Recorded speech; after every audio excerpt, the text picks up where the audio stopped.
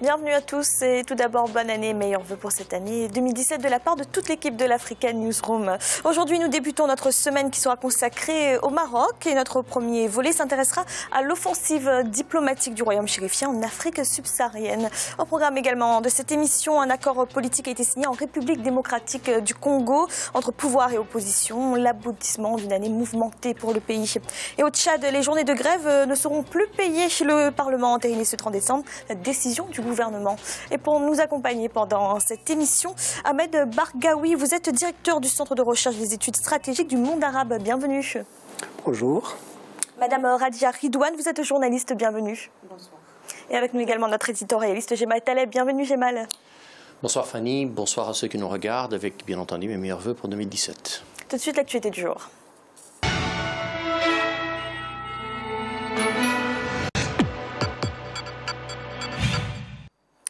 Majorité et opposition en République démocratique du Congo ont signé samedi 31 décembre un accord politique, et ce après 3 semaines de pourparlers sous l'égide de l'Église catholique, mais également après une année très mouvementée. Retour sur les événements politiques qui ont marqué le pays en 2016. Reportage de notre correspondant Jacques Boka.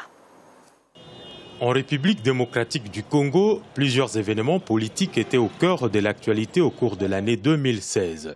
Le processus électoral a connu un pas décisif avec le lancement le 31 juillet de l'opération d'enrôlement dans la province de Nord-Ubangi, avant de s'étendre dans plusieurs autres provinces du pays.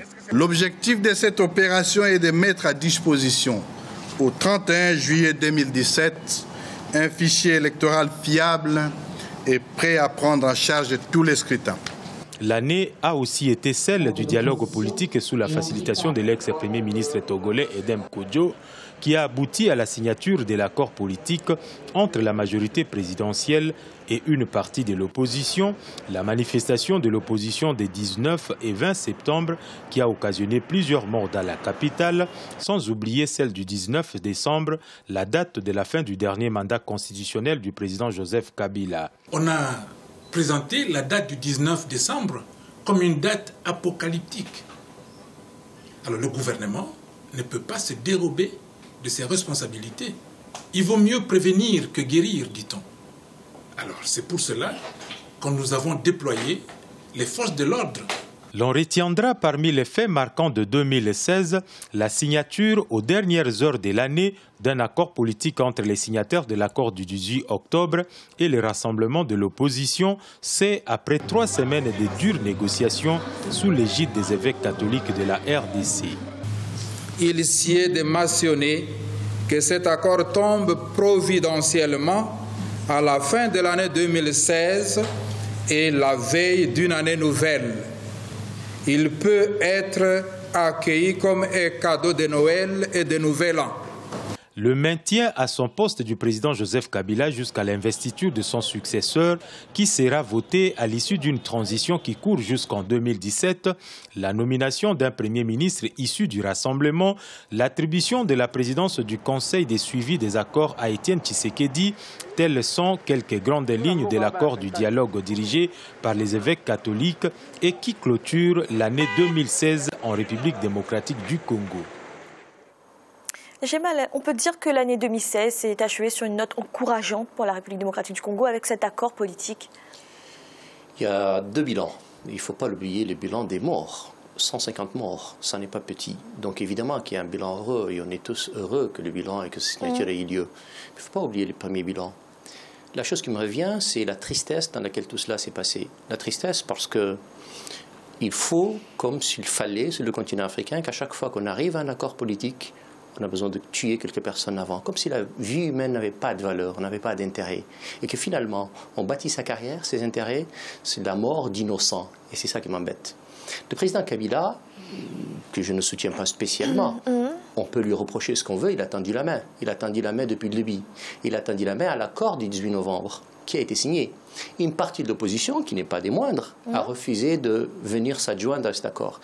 Si elle l'avait fait, elle aurait sans doute donner un poids plus important à l'accord du 18 novembre, une légitimité plus forte, et on aurait sans doute, et c'est pour moi le plus important, évité 150 tués, 150 vies humaines disparues. Mais ils n'ont pas choisi ça comme ça. Ils se sont donné une date butoir, donc c'est la fin du mandat du président Joseph Kabila le 19 décembre. Sauf qu'entre-temps, il y a 120 personnes qui sont mortes, 30 déjà avant. Il y a 120 personnes ou 129 personnes qui sont mortes entre-temps. Et c'est la seule chose qui m'embête. Cela dit, pour le reste, je suis content qu'ils soient venus à l'accord du 18 novembre, parce que finalement, ils sont venus à la proposition de Kabila. Finalement, ils sont venus soutenir ce qui a été décidé. Tant mieux, bienvenue. Et je suis heureux, je suis doublement heureux. Je suis heureux parce que, enfin, ce pays va sortir de la situation chaotique dans laquelle il se trouve. Imaginez la conséquence pour les Congolais eux-mêmes, mais imaginez la conséquence pour tous les pays de la région. Le Congo démocratique n'est pas n'importe quel pays sur notre continent. C'est un pays particulièrement important. Mais la deuxième chose heureuse, c'est celle-là. Et puis, pardon, ils s'en sortent pas mal, les Tshisekedi. Un de mes amis me disait ce matin, mais c'est un hold-up. En fait, le père Tshisekedi prend le comité de suivi, probablement le rassemblement, dirigé par son fils, va avoir la primature. Chapeau, c'est cher payé pour ce que c'est. Monsieur Bargaoui, votre sentiment sur cet accord politique en République démocratique du Congo?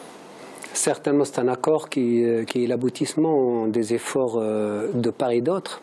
Mais ce que je constate dans le continent africain qui est cher à notre cœur, ce continent, il est dans un processus d'apprentissage de ce qu'on appelle l'alternance et l'apprentissage de la démocratie. Bien entendu, il n'y a pas que le continent africain qui passe par cette phase d'apprentissage. Le monde arabe, l'Afrique, doit apprendre ce que c'est l'alternance. Et certainement, on n'a pas, même l'Europe, qui se vante actuellement le professeur de la démocratie, a passé par certaines étapes aussi violentes. Et je pense aussi qu'on est à ce stade d'apprentissage, mais le citoyen africain a atteint un niveau qu'on peut lui espérer qu'il va s'ouvrir des horizons plus il y a une certaine maturité politique en train Il y a une certaine maturité d'une nouvelle génération dans le continent africain actuellement. Exactement, les observateurs observent de très près cette génération qui est pragmatique, qui est l'après-deuxième guerre ou bien la période coloniale.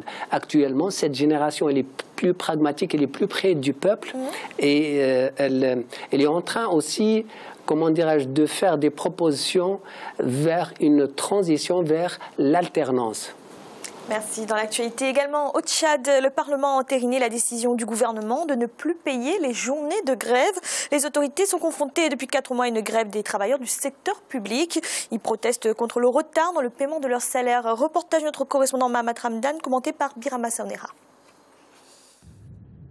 Les députés tchadiens ont adopté vendredi 30 décembre 2016 le projet de loi portant modification de la loi numéro 008 du 9 mai 2007 sur la réglementation du droit de grève dans les services publics.